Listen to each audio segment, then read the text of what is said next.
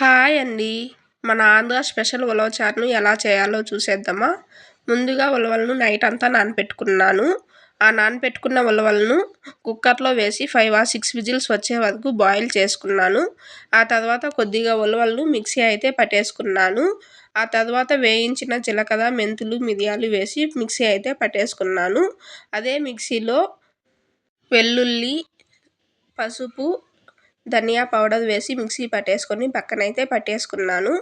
ఆ తర్వాత చింతపండును నానబెట్టుకున్నాను. ఆ తర్వాత పెనంలో ఆయిల్, జీలకర్ర, సాసవలు, ఆనియన్స్, కరివేపాకు 2 గ్రైండ్ చేసుకున్న మిశ్రమాన్ని ఫ్రై అయితే చేసుకోవాలి.